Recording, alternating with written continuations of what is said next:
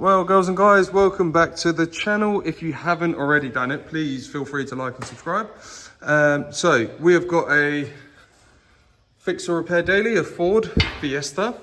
This one is in for actually what I'd call a simple job for once, a wheel bearing, because it sounds like that. So if yours sounds like a cement mixer, that'll be the reason. So these are quite a simple job. You will need a press. First things first, pop the cover off, get your lock and nut out, which the customer leaves on the passenger seat, so thank you for that. We can get the wheel off and get the drum off and start replacing the wheel bearing. Okay, so we've got the wheelie off. Now, you gotta pop this cap off. I think someone's been in here before, but whatever it is, I don't know. Might have just been a cheap replacement bearing, who knows. So once you get that cap off, there is gonna be a hub nut behind there, so let's get to that. So here's the top tip, you see the wheel's back on. Now, because you've got to get this out, and I don't have a puller that can extract it, I've just put the wheel back on, put two nuts in, and given it a good, there you go. And we've got a wheel bearing out. Someone has replaced this wheel bearing before, but yeah, not good. Okay, so with this, what you want to do, you set the tripod up, because you remember you have one. So this is the ABS thing, that just pops straight off. Now, you see inside you've got a circlip. So you need to get your circlip pliers, squeeze it, and try not to get pinged in the eye. I'll show you how. Okay, so what you do, you get your circlip pliers, they look like that. And 1 and 2. Try not to lose an eye, squeeze. Oh. Oh God, that's falling apart. I nearly lost the fingertip there, people, or that would have been a pinch and a half. That is not coming out, so what you want to do, hold it with the other hand. Get your little trusty dusty screwdriver in there.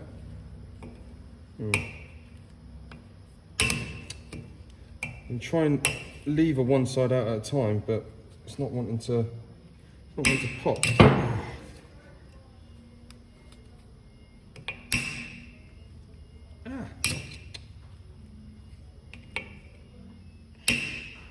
One side is definitely stuck more than the other, as you can see. I bet people are getting screaming frustration right now.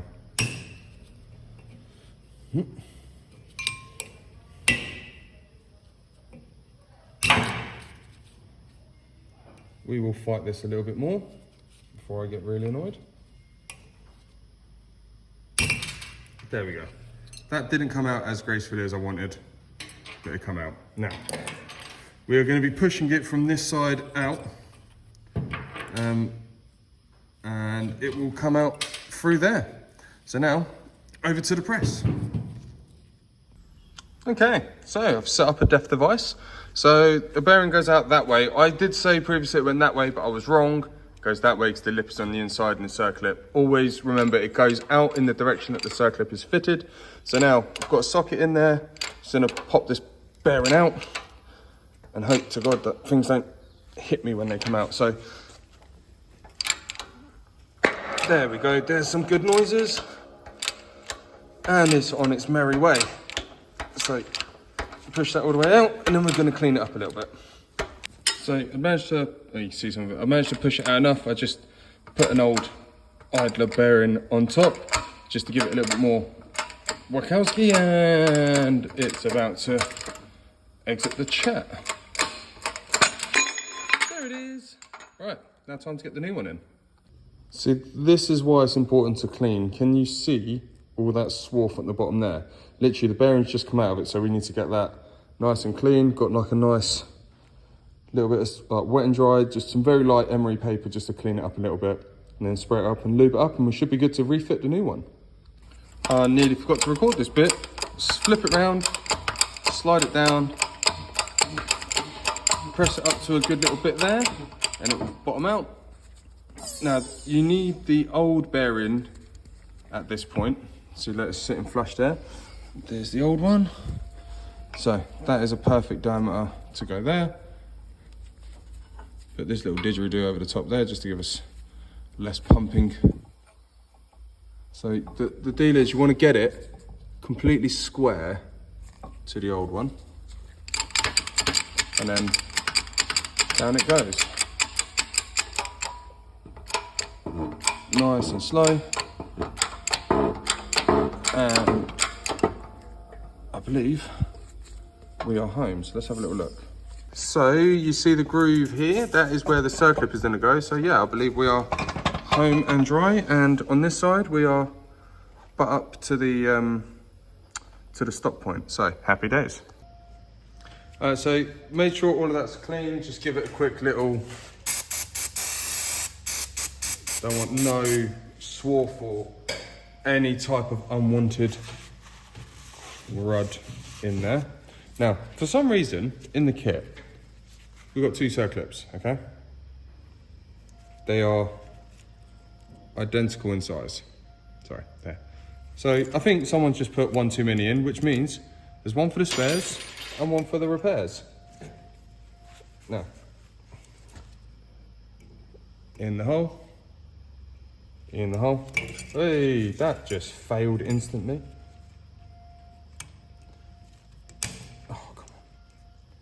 Might need to invest in some better ones. Oh, okay, so let's give that a little. There you go. And there you have it. Circlip fitted. Nice. All right. Now the last thing, the ABS pickup. Make sure that's all good. The way that works is obviously the ABS sensor, which is in the hub there, that obviously goes against it, and it reads on a phonic wheel. Yeah, don't know. Anyway, so in order to get this on, I'm just gonna put a little bit of loosey juicy on there, or a little bit of lube, and then smack that on. A little bit of anti-seize compound never hurt nobody. Now, right, that is shimmied up.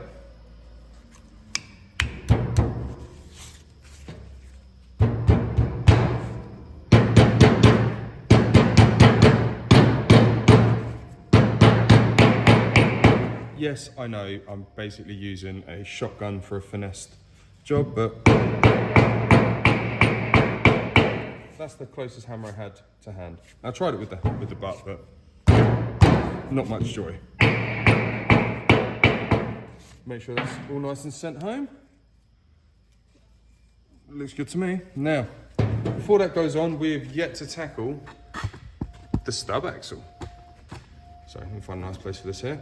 So what I'm gonna do is just get this clean now. Make sure there's no issues. Yeah, everyone enjoying the wrist motion there. Make sure that's all clean. Just give it a little clean up with the emery. A little bit of haze on there, but yeah. So I'm gonna get ready to clean it up. Let's give it a wash down first. I've used a little linisher to clean it all up, but if I'm honest, there's a little groove here, but it doesn't feel like it's actually doing anything bad, so that's cool. I'm gonna just put a little bit of anti-seize on while I answer the phone. Yeah, I got lost. I got a phone call and then just got straight back to the job. That is the only problem with running your own business. So now, we've got anti-seize on that. What we're gonna do, we're gonna slide the hub home. So, let's get that nicely lined up. And definitely caught my hand in that. Cool. Well, there's something not to do. Be very careful when putting it on. Obviously, the new hub nut. Gonna spin that in. And then what we're gonna do is go and find out what the torque setting is to this bad boy. Obviously, the initial torque setting is a couple of ugga-duggers. But I'll go and find out what the torque setting is and send it home with a click and a clack. So, I've got a bit of a dilemma here. Apparently it says 235 to 275 Newton meters. So I'm gonna go with 235 because I don't have a torque wrench that will go that high. So 235 it is. Very excessive for a wheel bearing if you ask me, but you know, that's what it wants. That's what it gets. All right, so we talked up. What I'm gonna do is just get a little bit of white lithium grease, just spray it on there. This is from the years of working on BMWs and seeing how bad the hub nuts go on them. A little bit of grease can stop all of that. Got a new cover.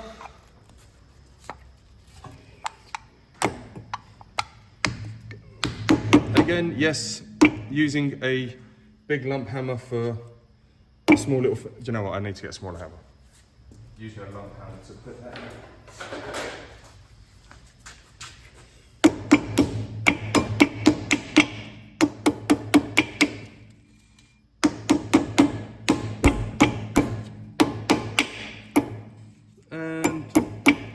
it's on.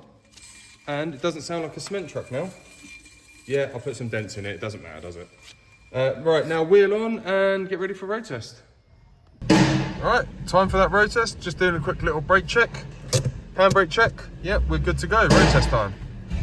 Okay, it doesn't sound like a cement mixer. I'm very happy. Customer's going to be happy. So this one is done.